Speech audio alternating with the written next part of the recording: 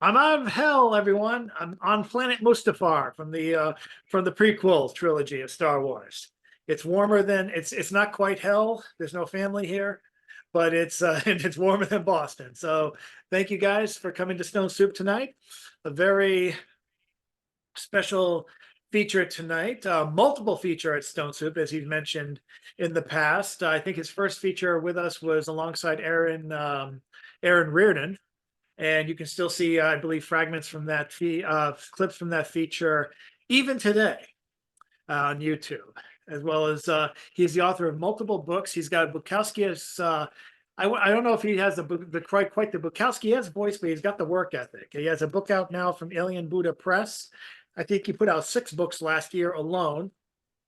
I'm proud to have a forward in one of them. Alien Buddha Press, incidentally, is a great place to check out some of Dan's other collections, and also many publishing opportunities and anthologies for sale, some themed, some not. Definitely worth checking out. But Dan Provost is our feature tonight. We do have a quick open mic for those who are interested. Thanks to everyone who came on, and by either by phone or or by video. That's literally hell or high water. We are good to go now. The Remninator 5000 has a selection, and fittingly, it selected the person who's usually last. He comes on at the way at the end, and we always put him on the second half. So the Remninator wanted to. Who runs Alien Buddha Press? I'm trying to remember the name. Dan Provost can write in the name for him. Very interesting character. His Twitter can sometimes run hot and cold as far as like personal updates, but he definitely an interesting figure to follow in the poetry world. I think it's exclusively his job to run the press. So he's been able to make a living out of it and to keep the press sustained. So we'll get the number of that. Unfortunately, I can't remember it offhand, because if you look him up, his name is literally Alien Buddha Press. How Facebook let that one slide, I have no idea, but good job, sir. And now, coming on, the person who's usually last shall be first. Let's welcome up Generalissimo Brian Franco.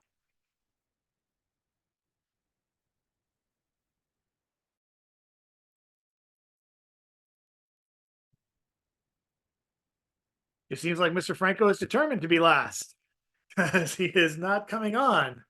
He has not pressed *6. So, okay. Let's do a little bit of shuffling. And let's bring up first Nancy Dotson. All she has to do is press *6, and she's ready to go.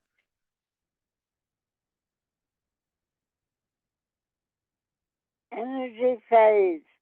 Go to deep sleep, dear, and say, I want to feel rested today. What's that noise? Hum, hum. I'm asleep.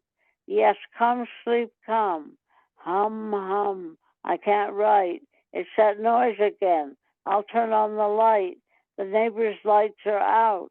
No electricity occurs without a doubt. I can't write with or without my pen.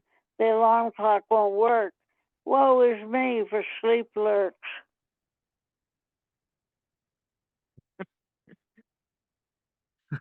I like the chuckle there, Carol. Yes, that's me at 3:30 in the morning trying to pick up a pen too. Thank you very much, Nancy. Is Brian Franco available?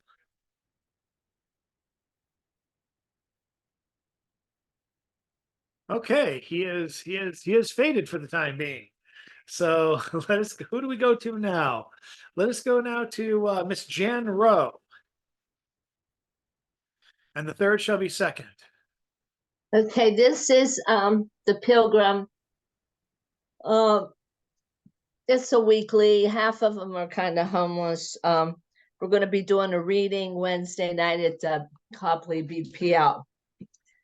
Now, I usually read like an explosive expository. I'm going to read something from Nancy Meeson, who also is in Stone Soup and Black Seed Writers. And at the Thanksgiving meal, which is interfaith, it's grown to like hundreds of people. Someone told me she's back in her housing. She had to go to a shelter for a while. And here's Here it is. Some women at the shelter. Johnny. Thought it just a scorch, but it consumed the total porch. Fire marshal said to go, so here she moved to ice and snow. Andrea. Tallest woman, 6'5". On shelter food, she seems to thrive. Purple shirt, glossy curls, most talkative of all the girls. Dottie works at the grocery store, 20 hours, maybe more. Cashiering, packing, doing her best. Would you think of her as a shelter guest? Amy, crash, bang, boom, and more. What's happening in that room next door? Put away your clanging toy. Such a little woman, such a great big noise. Wilma, she'll never have a true vacation from filing forms and applications. No time for shopping, reading, browsing. Desperate to get her housing. Julia, poor Julia, her life peculiar. Lived on the street at least 4 years. She came to us, we weren't enough. She, with her doctor, disappeared. Thank you, Nancy Meesom.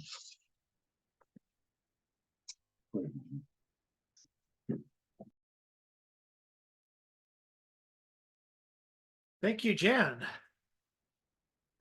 Let's see, I guess Brian's not back yet, so we are going to, who do we go to next? Let's go to Mr. John Wezick. Hello. I'm gonna read somebody else's piece tonight. This is from Robert Scottolero, and he's got a book called God in a Can. And I will read the title piece. I pick up some God in a Can spray at the specialty shop. It costs plenty. First thing I spray are the dirty dishes, which suddenly sparkle greaseless in a tidy pile. My sickly old cat is next. It springs up from slumber and bats a grape back and forth, skittering across the kitchen floor. She's a wind-up toy of vigor, which never tires. I spray the phone and my ex immediately calls, tells me she just got out of the shower and was thinking of me. Make it quick, she says. I spray my old heap and drive the Rolls Royce to her place. At a stoplight, a homeless man runs up with a wet rag and a squeegee to clean my windshield. I spray him and he thanks me right before a crackling bolt shoots out of the can, reducing him to a small, smoldering heap. And then I remember the warning label, handle with care. Contents may be mercurial. It is twilight, and a few water drops left on the windshield from earlier become rubies from the brake lights of the caddy in front of me. The can is on my lap. I shake it. It's low. I hope, like Harold, there'll be enough mercy left in it for the long ride home. Robert Scottolero, God in a Can.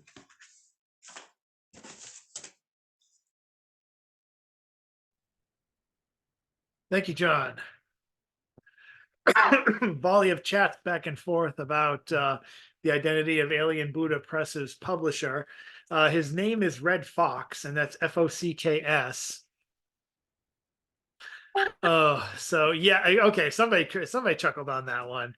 Yeah, I assume that might be false, although who knows? Maybe being a poetry editor is the next dumpster owner, but being next person is the equivalent of dumpster owning these days. Now I just want to take a photo, a photo of Red Fox selling poetry books. Who that my door? What you all want? Shakespeare sonnets? Okay. Let's welcome up next, because I saw he was back, and I would love to get him on early, just this once, Mr. Generalissimo Brian Franco.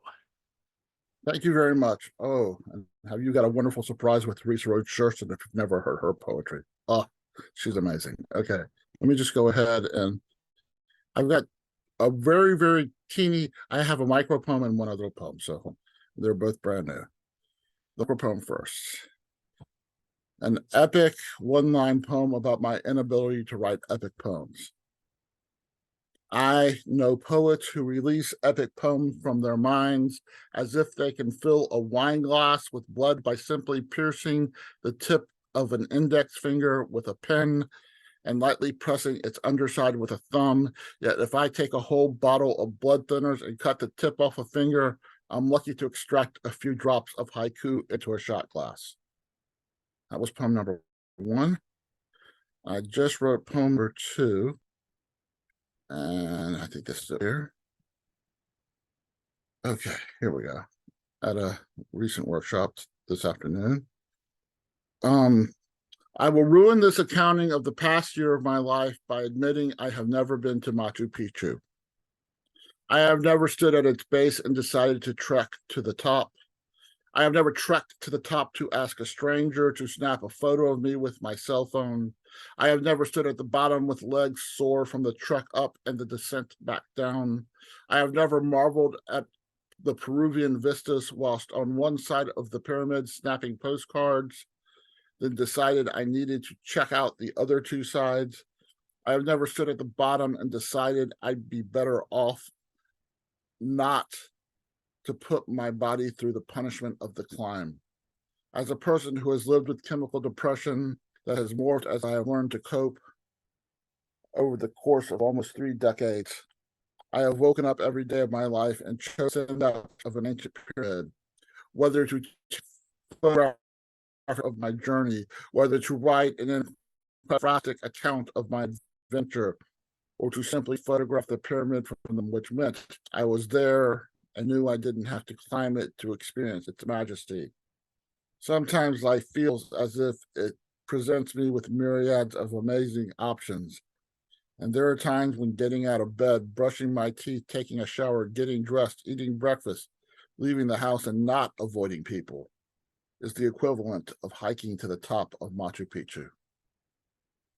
Thank you, everyone. Put in the chat that next Monday is Monday the 4th is my next Cafe Generalissimo. It's 5:30 to 7:45 p.m. Eastern time. I always get that late. I'm usually in transition, but I'm going to do my best to make it next time, Brian. So thank you so much for continuing to send everyone the invites. Up next, I was wondering if Teresa Rose Jertson would be interested. I'm so glad you joined us again. That was great having you last time. Would you be interested in reading today? Okay. Fantastic. Welcome. Hi. Let's see. Get into where my phone's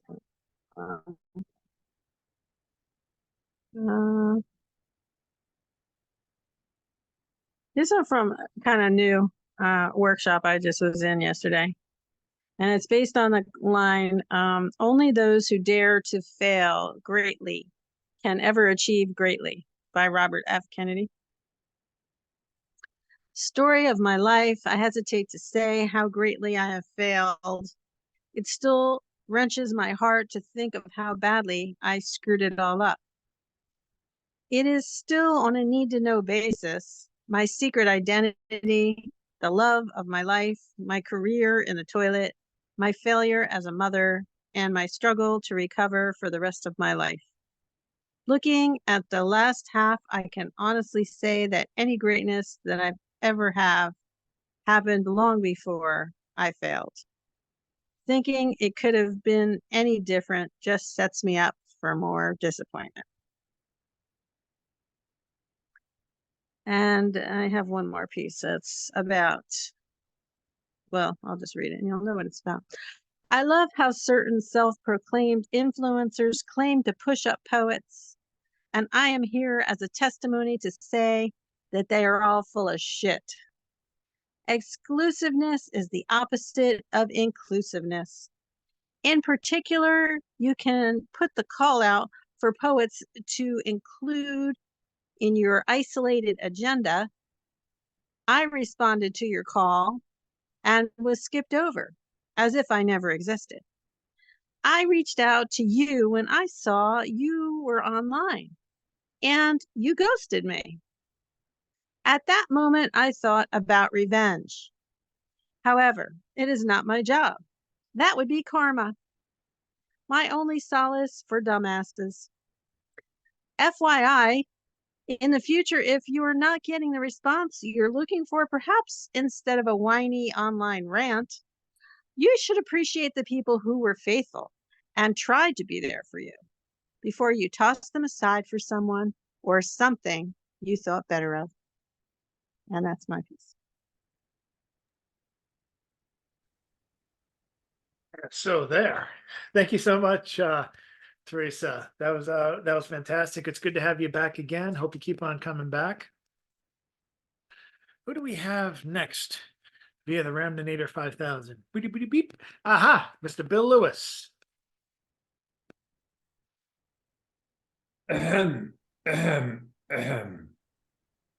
Such an honor and a pleasure to be here, my friend. And I have a wonderful poem because I always write a poem for Stone Soup, even though I don't feel like it. And then sometimes I get here and I look at my poem and I say, oh my God, that is just too damn self-indulgent, or it's too angry. I do angry poems too much. So I get here and I say, no, the hell with it. I'm not going to read an angry poem today. There are enough things to be angry about. I'm not doing it. I am going to be, what do you call it? Egotistical? Is that the word I want? Anyway, I am going to read from this fine volume here, the Pacific Northwesterner, where you can see it is a book about the life of William H. Lewis, from stagecoach driver to law enforcement. So my great-grandfather and I, how do we look? Oh, well, you can't see it. Anyway, that's my great-grandfather. And so I am now going to entertain you with a tale of the blizzard on Crazy Woman. Ooh. Frontier life was hard in those days, and it was not long before Lewis encountered another near-fatal experience. He had to take the stage on a night run from Old Fort McKinney over Crazy Woman Divide. Lewis's run that night included a stop at the company's supper station atop Crazy Woman. Arriving at about 1 o'clock in the morning, he changed horses, ate, and began his trip up north. He had only gone about 5 miles when he encountered a terrible whiteout blizzard. Soon finding himself off the road with his load, he was unable to determine where he was. With the drifting of the snow, the landscape all changed. He could not determine which direction to guide the team. Having no other choice, he let go of the reins and let the team find its own way. About daylight, he found himself heading down a steep incline through heavy snow. He could see the treetops below him and realized that he was atop Crazy Woman Divide.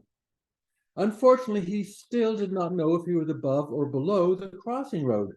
So he stopped and unhooked the team, securing his horses to a wagon wheel. He thus began to prepare for his forced stay upon Crazy Woman Divide. He was carrying an extra load of mail, which was already 15 days late in delivery, which is why he had been sent up the line. The deep snow drifts had forced the Union Pacific's train to a stop. A short distance from his coach, Lewis discovered an old cut-down cottonwood tree that was rotted and lay on the inside, dry on the inside. Opening several packages of overdue newspapers, he wadded them up, packed them into the hollow of the tree, and soon had a roaring fire going.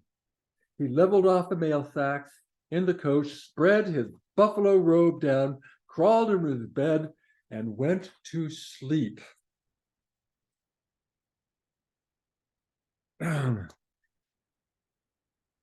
Oh, we will skip a couple of the other adventures. Lewis was stuck in the snow for full 3 days and 2 nights before the storm finally broke. At dark on the 3rd day, the storm began to clear and he was able to get his bearings. Knowing he was below the crossing, he broke a trail up through the drifts to the with the team and crossed over to the bank. Walking back, he then hooked the horses to the coach. He was now ready to begin his hunt for the road. At 9 o'clock that evening, he thought he saw a light, which later proved to be a lamp from the government ambulance. It carried a party of soldiers from Fort McKinney who were on their way to Crazy Woman Divide to search for him. They had been told, find him, take him to wherever fort was nearest, then just go. When they got to Crazy Woman, the doctor went into the kitchen and came out with a tiny tin plate of rabbit stew, which was very watery. At the edge of the plate was half a baking powder biscuit about the size of a silver dollar floating around in gravy. He looked at the plate and said, is this a sample of what I get to eat later? The doctor laughed and replied, you get to eat that, and you get a little bit of more something in a while. Oh, well, we will finish it with his successfully registering in the hospital as a mail carrier and getting a little bit more to eat, and finally discharged in a living form. As it was reported in the newspaper on the following day, the temperature had gotten down to -60. So were folks tougher in the days than they are today? Well, they were sure tougher than I am.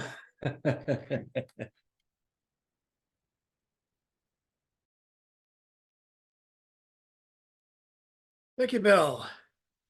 And now, those of you who haven't heard her before, you're in for a treat. Actually, Laura, if you're interested in reading, let me know, please. I don't know if you have poems in your pocket, but you can let me know in the chat. For now, I will make sure she's unmuted, and I will feature the ever wonderful Harold Weston joining us by phone. Hi, thanks. This is Carol Weston, and I woke up with a dream this morning, and I'm reading you my dream. I was wearing interacting colors, tubes of reds, yellows, oranges, circles in confident circles. My posture was perfect.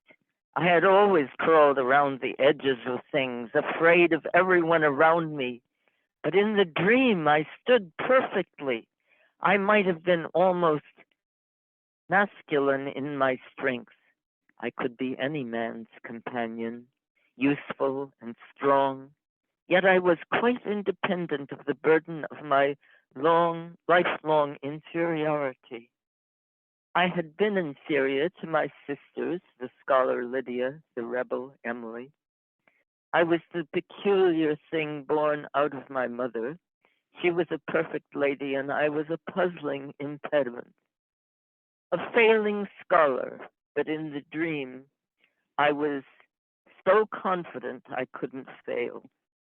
In life, no one told me I was worth something except Tilly, the cook from Ireland, who said when I was failing all my exams, you can do it. But I had no idea that I could do it. I crawled around the edges of things, afraid. I wore my doubts around my shoulders that sank when I moved from the public school to the private school. The person in the dream was me, I might have been. In my lifetime, I tumbled into bed with a couple of the greatest mortals, men that ever lived in my time, George Barker and Tambi Mutu. The force of gravity that drew me to them was grave, was unassailable. I did not know I did not know when I screamed myself out of the Pilgrim State Hospital after 3 years of joy serving the mentally impaired, some of them brighter than I was. I didn't know, I said to myself. I am a dime a dozen in New York. Sure, I could not find my way. But God knocked me on the head with a couple of the greatest living mortal men. How could it happen? Person in the dream could handle all that. She was the lowest and the highest, and she walked without knowing it into the greatest wonders of the world.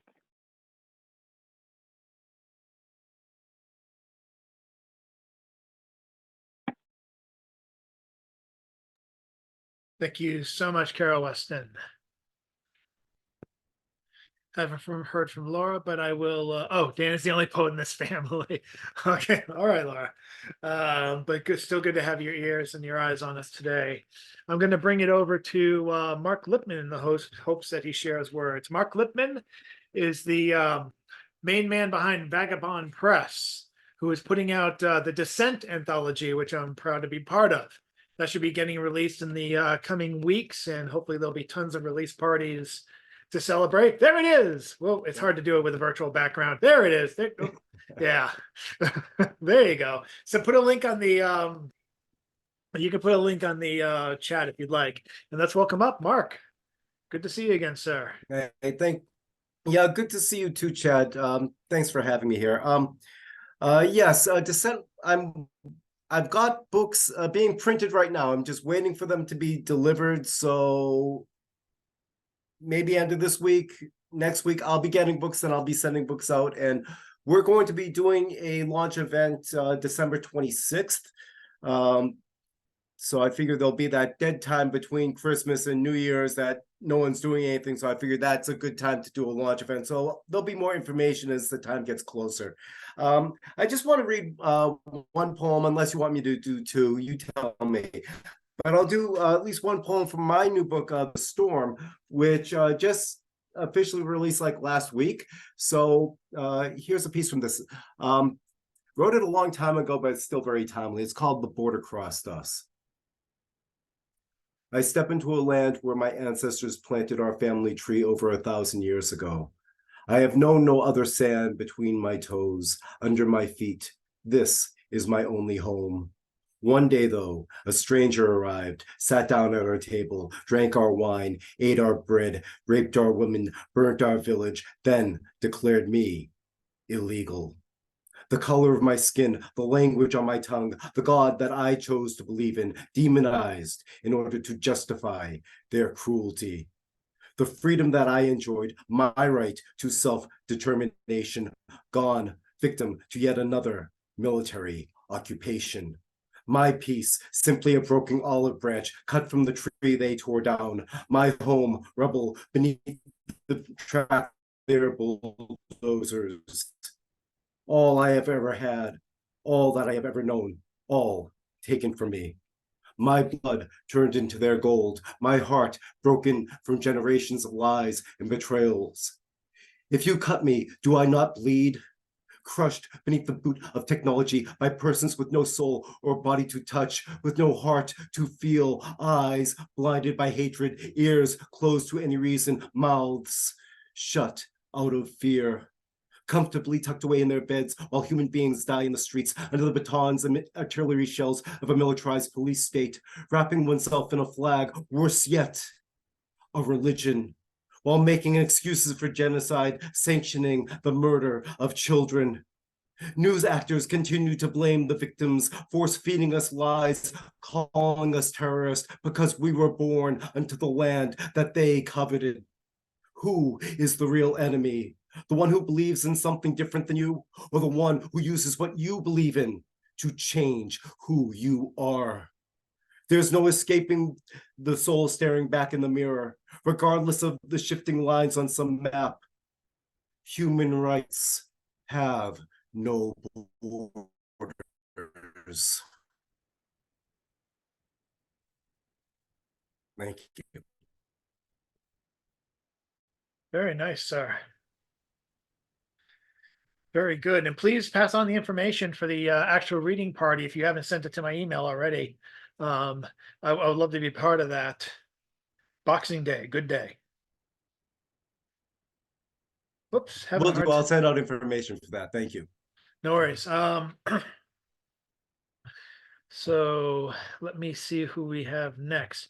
We've ticked off all the boxes except our closer for the open mic before we get to our beloved feature. Check out his poem column.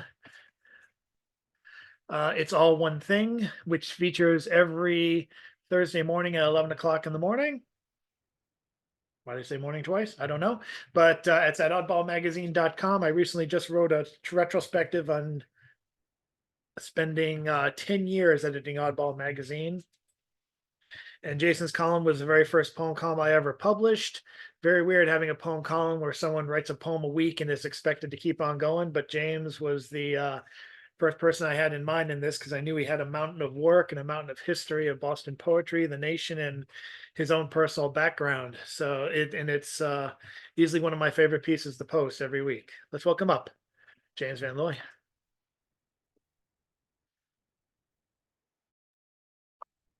Thanks, Chad. So this poem is called Our Lady in Flames in the Night. There was Notre Dame in flames on the TV. In St. Paul's Cathedral, former choir school, now a London hostel, where we just returned on the night of the first Extinction Rebellion, forcing us to walk halfway up Old Fleet Street to Trafalgar Square so I could complete my maze vision by drawing in chalk the biggest ever revolution on the super smooth, so beautiful ancient stone in front of the National Museum, only to return to St. Paul's to find the church in Paris, a torch in the black night of tall cities that blank out their stars with the total light pollution of towers, of condos, and commerce. 21st century prophecy of only 1 year later, the world consumed by the fire of COVID-19, while the roof of civility is burning too, in propaganda pandemic, conspiracy theories, and madmen with guns. Oh, yes, what a shocking show of foolish recklessness when we see the White House, Rose Garden, epicenter, new judicial supreme mass lawlessness as viral spreader event. And here's a little song for you. Whoa, oh, oh, oh, oh, oh, oh, oh, oh. He's the great projector, projecting what he can't do well. His need is such, he projects so much. He's alone, so no one can tell. Oh, oh, oh, oh, oh, oh, yes, he's the great projector, just adrift in a world of his own, makes the game never to feel any shame. We left him to project all alone, to realize this feeling of make-believe, to real what he feels, what his heart congeals. Oh yes, he's the great projector, just a laughing and pale like a lord, seems to be what he's not. You see, he's fitting his heart like a sword, projecting, but we're not around. Thank you. I didn't want to interrupt you, James, but I was going through the ooh in the background muted. So thank you so much for that. And who do we have next? Oh, yes, here's a feature. I do want to say that Gary Dewar is going to be featuring next week on December 6th. This has been the feature that I've known about for about 2-3 months. Glad I was able to announce it before Thanksgiving. And hopefully we're going to have a lot of new readers and other people who might be more involved in Stone Soup in 2024. Yes, I can only be as vague as that. But hopefully more announcements will be coming before we take a holiday break. Maybe we will take a holiday break, maybe we won't. I'm assuming after Christmas we might want to do one, but we'll see how it goes. But hell, we're we're having a feature on, I'm being part of a feature on Boxing Day, so clearly I'm okay with it, but let me know your thoughts. But now it is time for the feature. Oh, I should also mention that, Dan, if you want to put your PayPal or Venmo down there for anyone who wants to pay the poet tonight, give a little tribute. Let us know that. I know I've seen the link to your latest book from Alien Buddha Press. If you want to post that, fine. If not, I'll be glad to do it tomorrow. Also, there's a couple of announcements for submissions. One's due as recently as soon as, actually two are due on December 1st. If people are interested in submitting anywhere in locally, there's a gingerbread ritual journal. There is Wilderness House. That's one of the December 1st due dates. And also on December 1st is a new press I'd never heard of before, but they're asking for poems based on prompts, as near as I can tell, and I'm not lying, based on prompts based on Alvin and the Chipmunk versions of certain songs. And that's an interesting, I gotta definitely share that one. Those will be showing up tomorrow sometime around 4 o'clock. It's my new ritual to give my fellow poets out there submissions opportunities, and hope you guys some of you take advantage of that. And of course, just to give another peg, because we're going to be featuring Descent sometime in January. If anyone's interested in the Descent anthology, check out www.vagabondbooks.net. It's a small press night tonight. And now it's feature time tonight. And I hope there's a bunch of people listening via live on the Stone Soup Facebook page. And we're going to read a little bit of a boilerplate. We're doing this nearly every Wednesday, once a week, Wednesday from 7 to 9 p.m. Hopefully we'll have a live venue to report to sometime in 2024. A couple planned things going on. One of them is going to be the 5th anniversary celebration of the late Bill Barnum. I just came up with some Bill Barnum artifacts I scanned in a long time ago. I might be unearthing those in 2024. And more things will be announced then. But for now, let's celebrate tonight's feature. A former collegiate defensive lineman and football coach for 26 years. Dan Provost's poetry has been published both online and in print since 1993. He is the author of 17 books and chapbooks. His latest, Finding Pessoa, was released in October by Alien Buddha Press. Dan also has a collection of poems, all in a pretty little row, published by Roadside Press, that will debut in November 2023.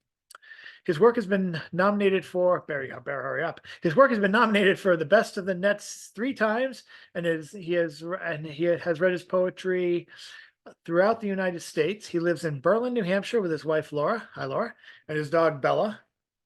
I'm assuming Bella's in the background. It's been a pleasure to feature Dan's work. It's been it's been an honor to ask to write the back blurb for at least for one of his books. I'm sure my turn will come around with book 30 again. One can hope. Keep on writing, sir, and you're going to see some of that work ethic tonight. Ladies and gentlemen, put your hands together virtually, audibly, or otherwise for Mr. Dan Provost. Thank you, Chad, and it's an honor to be here. Really, really appreciate you asking me. Can everybody hear me? We can hear you. Okay, great. The first books I'm going to read from is called Wrestling Pessoa. And I wrote this after reading The Age of Disquiet by Pessoa. Very involved work about self-involvement. And so I wrote some poems about my experiences reading this book. The first one is called Kaleidoscope of Fragmented Sequences. We fought ourselves being immortal, hours of empty imperfection tainted on broken windowsills, scurrying like vermin to keep the blood flowing, dripping on the panic below. All unhappiness enters through the wind of age, the doors of thought. There is no time to devise a heaven. The clock is ticking. This, in the gist of humanity, is not very important. I see too many generalities while the naked feels soul, knowing the next story on the palette will be dark, cold, and everlasting. Thank you.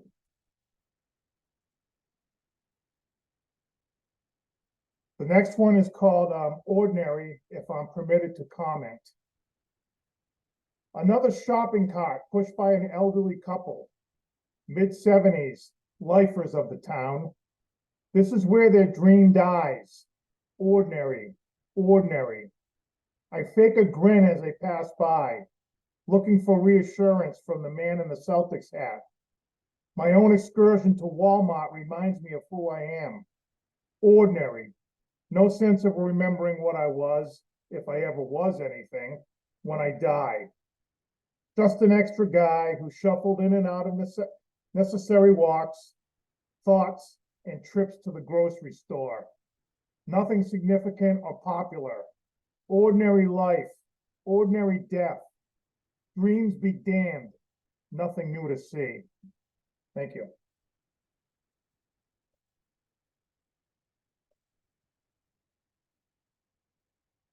All right, this is called Long Trip.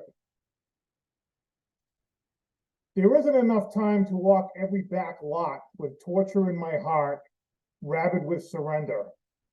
I've traveled many goat paths in many dead sections of many dead cities, blurred through my hometown in a haze of adolescent stings and adult disappointments. Searching, but only viewing bleak colors streaming from the precipice. Dark, tarry, blends with crimson defeat. No more streams of consciousness. No more analyzing this atrocity. No more fables or unrealized achievement. The gleam has faded, and you all know this. Maybe it's time to ride those wild dogs into oblivion. Not much left to see around here. Thank you.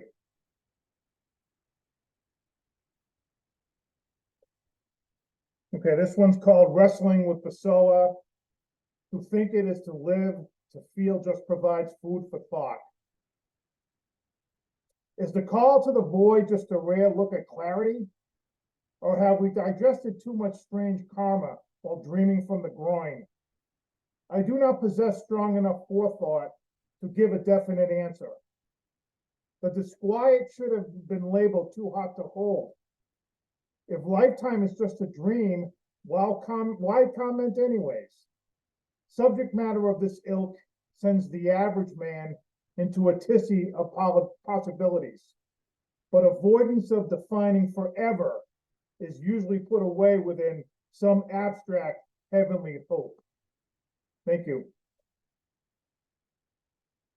And I'll read one more from this collection.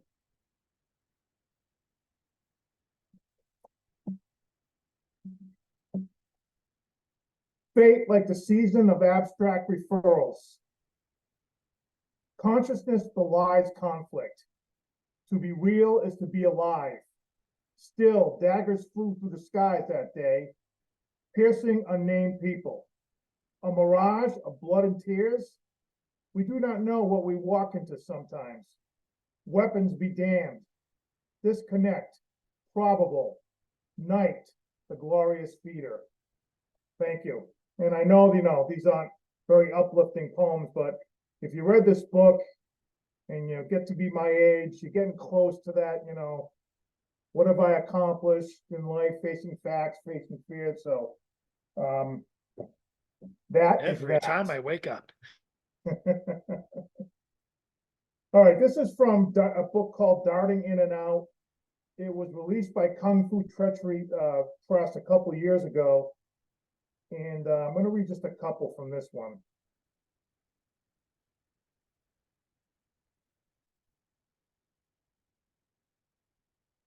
Dystopian nothing.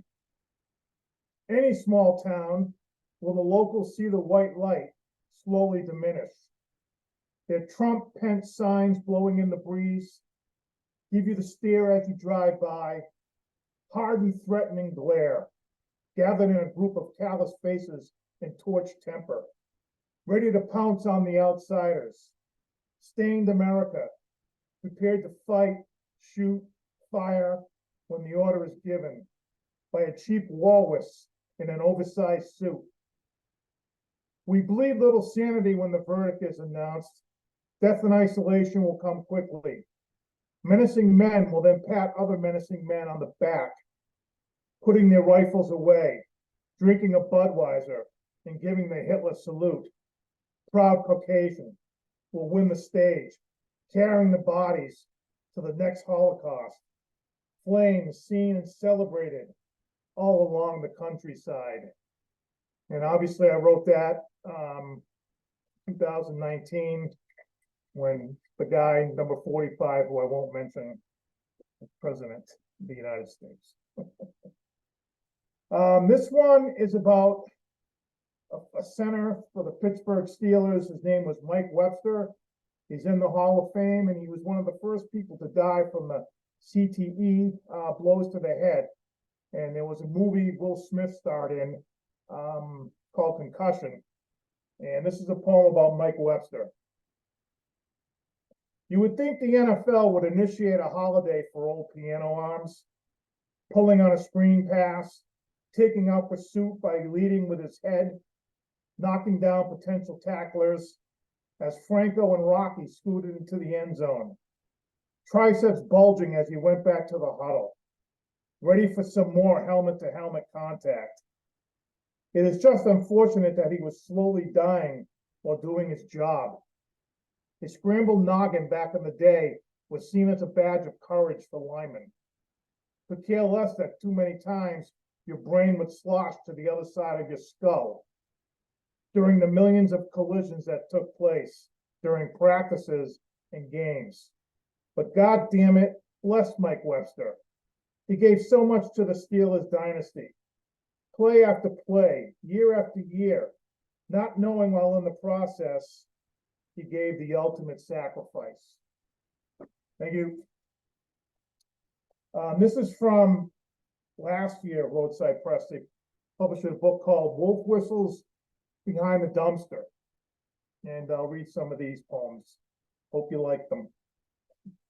I love the titles alone. Yeah, growing up near Woonsocket is always, you always have that, scum on your mind, I guess. Hand held low. From your first step at age 22, you held so much anger for the gods and dreamed of bigger heavens, halls of hallowed. But back you went to the char, to the pain of stick figures' arms and legs, and shadows still bend at angles of swollen screens. Thank you. This one's called the History Channel. How much time do I have, Chad? I think you have at least about 10 minutes. I think you're pretty good. This was curious. The History Channel.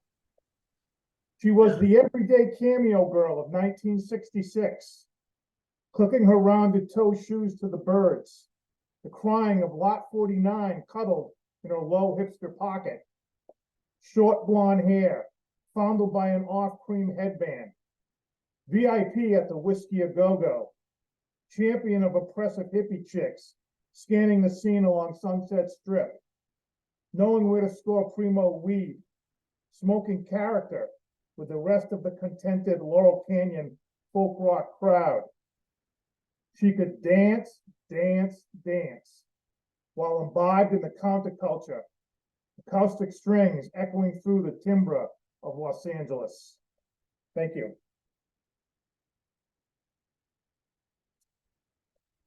I'll read one more from this collection.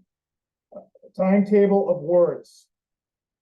Word fodder is just conscious of cognition, finding these minutes of precision where the slap or kiss on the cheek is momentous or debilitating.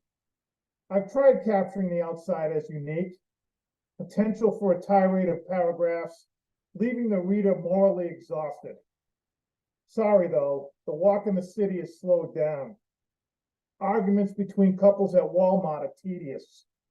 Stoned immaculate is a laughable lyric from a bloated Morrison.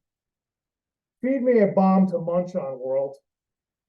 A note that is not easy to play. Leave me quaked, stunned. Keep the existentialism low and my powder dry. Thanks. This is the new collection, and what it is, it's about 10 to 12 years of chapbooks, the old staple chapbooks you would get, and it's a collection of 10 of them. So I don't know, kind of like Provost's greatest hits, I guess. I don't know. Near Christmas 2007, alone with a view of some cheap nirvana in my soul, I will seek and find nothing. ZZ Top saying Jesus just left Chicago once. Maybe he'll end up on Watson Avenue looking for revenge for all the mortal sins I committed. The blinking Christmas lights, a warn on triple-decker apartments, lower world seeing Jesus' joy. I will walk among the restless purgatory, engorged imposters, and wait for the Son of God to confront me. I hope he's in a good mood. Thanks. This one's called The Circle, and this is from a chapbook called The South Side of Agony that was published by New Polish Beat in 2009. The Circle. Where can it be? She hears laughter in the distance. Maybe now taking hold of his hand will succeed. Her circumference abode is not camouflaged, but aware of Mr. Rabbit blanketed through the deep snow, of the crow who caws for the one spectacle that inhabits the circle with her, a lone worm, dead and frozen, hunted for the warmth of the hunter. He still holds his soul for that one chance to place himself within her. But she is on a journey of enlightenment, a redemption worthy of Sun Ra and Apollo to verbalize in legend and song. She will sail with a discovered radiance. He will pocket his losses and go away from her rings of chancel beauty, because no altar of illumination can confront the chances that never were. Thank you.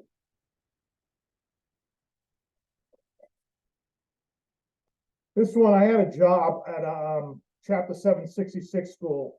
I worked in, I won't name the school, but I worked in a place called the Green Room. And what I did is pretty much I was a glorified bouncer, and I, did tons and tons of restraints for some kids that just went through awful, awful stuff in their life. So this chapbook was called, The Green Room, I'm sorry. And the poem is called The Green Room, A Crappy Job. Sorry about that. Jaquel was a crip, threatened to cut my balls off. These gangsters kept coming, needing to be removed from class day after day. Stevie was a Satan worshiper, said he had something for me next week. Still, the demons kept coming. Fighting in the isolation room with some 16-year-old who had a no-show father, a crackhead mother. Some psychotic would spit at me, yelling that he would kill my parents. But those troubles kept on coming. Or I would have to get them, tipping over desks, having books, pens, and any piece of school shrapnel thrown at me. Jamie was a tough homosexual. He would get mad if someone made a play for some kid he liked, and they kept coming. Having to hold the isolation room door shut with my foot while Chi-Chi had a breakdown. Would have to restrain him so he wouldn't hurt himself or me. They always kept coming to the Green Room. Teachers and staff would run in terror, but the behavior challenged kids always came to the Green Room. 8 hours a day until I could leave and go home. Drink some beer, hit the pipe, look out the window, sleep for a couple of hours, then start the whole thing over the next day. Thank you. I'll read one more, Chad. Is that okay? Or do you want one more? Okay. That'll work. Yeah. Sorry, there might be some lag time on my part, but yeah, you're good. That's fine. Sick days. And this is from the same collection. It's 4 a.m. Just fell asleep 3 hours ago. Still drunk, still have consumed hatred, countertransference due to guilt. You restrained Chad too hard. Didn't mean to, but part of you was angry. Just finished a calming talk with another kid in crisis 10 minutes earlier. Now Fat Chad is calling a teacher a cunt, getting all of the other kids involved. Mr. Long runs from the room screaming, "I need you, Dan, right now." So I come running in and grab Blubber Boy, slam him to the ground and tell him to shut his greasy ass up. Never, never should I have done that. Never. Now alone, rifling through the fridge, squinting my eyes, trying to find a beer or just some deli meat. Turn to the coffee table and find a joint half smoked. Problem is, can't find the damn lighter. I look outside, sunlight just over the horizon. In 3 hours, you will get in your shitty car, drive to a shitty place, and face another day of shitty behaviors. I count up the sick days in my head, wonder if I have any left, then caring less. Get on the phone, tell them I've been throwing up all night. Slam the phone down, sit on my yard sale bought chair, reach down and find the lighter. Again, thank you very much. It's been an honor to be here, and some great poems tonight, and I really, really appreciate it. The books are also available on Amazon. I have an author page there, but if you want to save some money and you are interested, I put my PayPal address. It's my email address. And again, thank you so much. I really, really appreciate it. Thank you, Dan. This is the perfect tonic to post Thanksgiving, where to my Thanksgiving, where I heard people tell other people to invest in fucking AI. Can AI do this, folks? I tell you, we're all in trouble. We don't get experiences like this from a man who's had enough terrors that I didn't hear one complaint about Bellingham. Good God. And believe me, there's a lot to say about that too. As you Someday well I'll know. do it. If I'm alive until when I'm 90, the next two poets to come out of Bellingham will get together and do it like a 4-person anthology. I don't know how many other Bellingham poets there are out I there. know. Thank you so much, Chad. I really appreciate it. Dan, thank you very much, and I thank you for the information for your PayPal. You did put it in text, right? Oh, yes, you did. I see it right here. Excellent. So, ladies and gentlemen, I will be sharing by tomorrow the PayPal address with everyone on Facebook, just as a reminder, but you guys can see it right now. Please support the poets. If you can buy even one beer in a bar in 2023, you can pay a few pennies to a poet. And I hope you do so. And I will put a link up for the Alien Buddha Press book if you want to grab that as well. Or hit him up with an offer for however many books he has. He gives out good deals. I will say that he does fantastic work, and he's put a lot of work into this. He's got the work ethos of someone who wants to get the fuck out of Bellingham. You know, you have to work very hard for that, and he's tougher than your average New Hampshire mountain man. And I appreciate you coming here today, Dan. And I hope everyone had a safe holiday, and you're able to have a good night and enjoy next week with Gary Dewar. Hopefully other guest stars will be coming. We're going to do the wave now, which I hope everyone joins in on. We do this for posterity, people. It's for posterity. But Laura, you can wait. You can stay behind and wait. And thank you guys very much. More announcements for Stone Soup in the end of the year, and hopefully for the new year. There's a lot of poets coming out with books. A lot of old friends being very busy. So I am. Why is my hand raised?